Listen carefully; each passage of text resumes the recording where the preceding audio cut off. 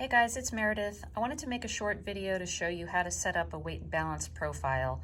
And I'm using one of the Cessna 150s because they're the least intuitive.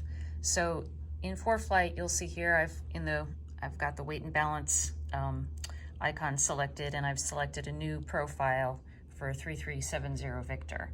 So the first thing that you're going to need is the empty weight of the aircraft, which hopefully you know you can get from the aircraft weight and balance data sheet. I've got a copy of this for each airplane in the back of the logbook that you use to write your hours. It's also in the aircraft itself, but we can see here's the empty weight CG, and the moment for 70 Victor. So that all gets copied into this section right here. One of the things that's not intuitive is how to figure out the stations. So if we look at the POH, and I've just made some copies here to show you, for the front seats, or I should say the only seats in the 150, because you can move them back and forth. So the range is from 33 to 41, but the average is 39. So that's the number that I've entered into ForeFlight on front seats. Then we've also got a baggage area, which is the area right behind the seats. And you see they've got a couple options for if you put stuff in the way back, like near the tail cone, but most of our stuff is going to be right behind the seats. So I'm using 64 as the arm for the baggage area. So I've entered that in here. Now with the fuel, it's a bit tricky. You have to figure this out mathematically, and I'm going to show you how you can do that.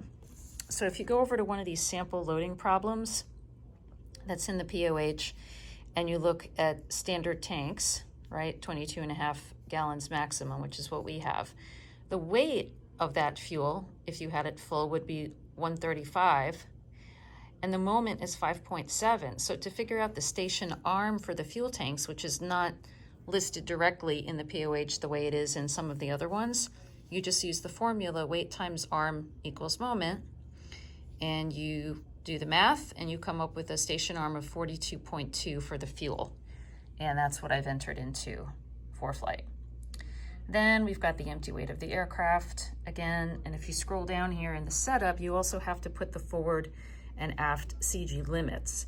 And again, here's where you have to do a little math for the 150s. So if you go to the page in the POH that looks like this, and you come to this graph here, we have the weights. So the minimum weight of 1100, and then we've got the max weight of 1600. And then you've got this these forward and aft limits. So it tells us what the moment is, and we've got the weight. We just have to figure out the arm. So again, using that same formula, weight times arm equals moment, we can just do the math and come up with the station arm for each location. Now, the picture that you're going to see in ForeFlight is not going to look exactly like this, because this is showing moment on one axis and aircraft weight on the other axis. And in ForeFlight, CG is on the bottom axis and weight is on the other one. So your shape is going to look a little different, but if you do the math, you can come up with the correct numbers. And then you should be able to plug in your loading and tell whether or not you're within limits.